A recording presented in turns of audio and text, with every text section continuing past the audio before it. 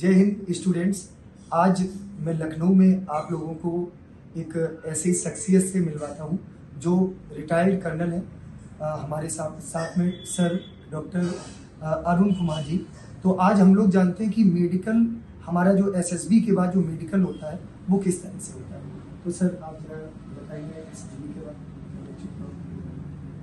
जैसा पता है कि आर्मी में एंट्री या आर्म फोर्सेस में एंट्री के लिए फिजिकल रिक्वायरमेंट बड़ी स्ट्रिक्ट है और एक खास क्राइटेरिया के तहत जितने भी लोग होते हैं उनको गुजरना पड़ जाता है।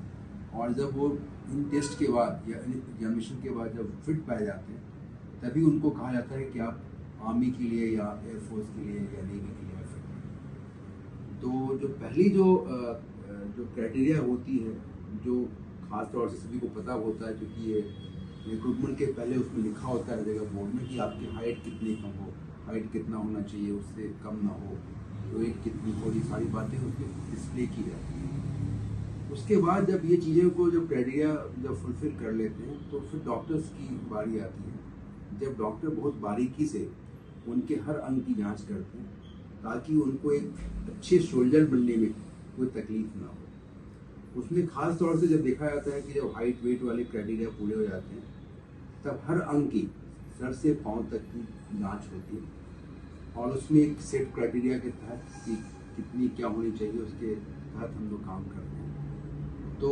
हम लोग का बेस मुख्य उद्देश्य होता है कि उनके जो वाइटल्स ऑर्गन हैं, जैसे उनकी विजन, उनका विजन जो है बिल्कुल परफेक्ट हो, कलर विजन ना हो।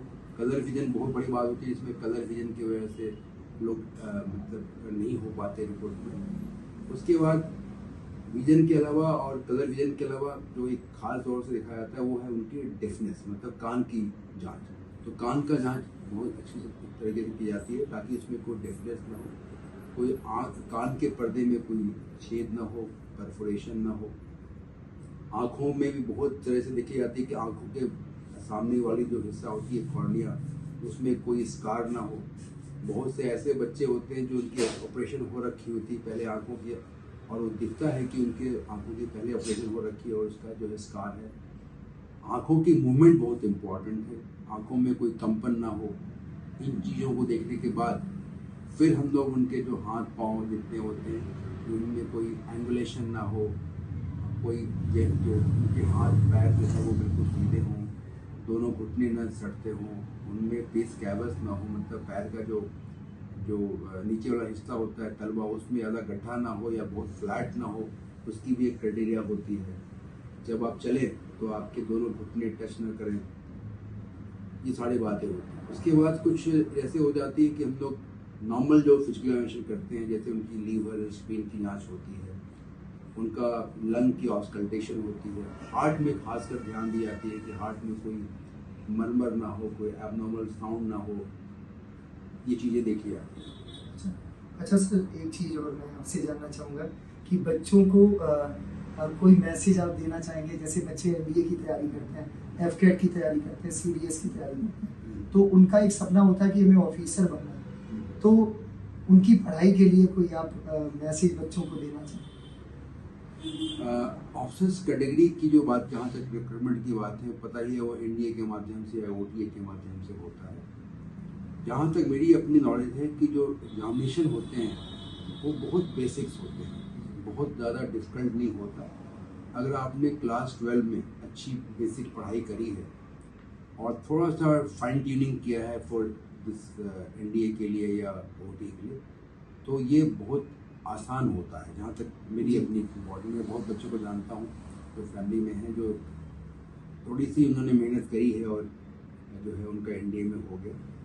जहाँ तक मेडिकल का सवाल है, मैं ये जरूर कहूँगा कि एक आप स्क्रीनिंग मेडिकल पक्का करवा लीजिए, क्योंकि मैंने देखा है कि बच्चे खूब मेहनत करते हैं, पढ़ाई करते हैं, पास हो जाते हैं और किसी बात से मेडिकल में वो छट जाते हैं। तो अगर आपने पहले से एक स्क्रीनिंग मेडिकल कर ली कि अपनी सारी चीज़ देख ली, ताकि ये एम्बेरसमेंट बाद में ना हो कि सब कुछ हो गया और मेडिकल की वजह से आप छट गए, ये बहुत ज़्यादा कॉमन है। बिल्कुल। बच्चों, ये सर ने बहुत बड़ी बात बताई। होता क्या है कि आप रिटिन की तैयारी करते हैं, देन आप एसएसबी देने जाते हैं और उसके बाद अगर आपको मेडिकल में कोई प्रॉब्लम होती है तो आप बड़े परेशान हो जाते हैं। तो सिंपल सी बात है कि आप पहले से ही स्क्रीनिंग जो भी आपका मेडिकल है करवा लें, जिससे कि आपको आगे की जो भी अगर छोटी मोटी प्रॉब्लम्स हैं तो आप उनका कोई सॉल्यूशन निकाल सकें। तो thank you so much sir, आज आपने इतना टाइम दिया। और ये हम एग्जामपुर के बच्चों के लिए, जो लाखों बच्चे हैं जो दूर गांव में रहते हैं, गरीब घर के बच्चे हैं जो पढ़ाई कर रहे हैं, उनके लिए ये वीडियो एक बहुत हेल्पफुल होगा। कई बार बच्चों ने पूछा कि सर एसएसबी के बाद मेडिकल किस तरह से होता है, तो ये सर ने बताया। तो आप लोग ज़्यादा से ज़्यादा बच्चों तक ये शेयर करें, जिससे कि उन बच्चों को भी मेडिकल के बारे में ये टिप्स मिल पाए। तो thank you so much sir, thank you for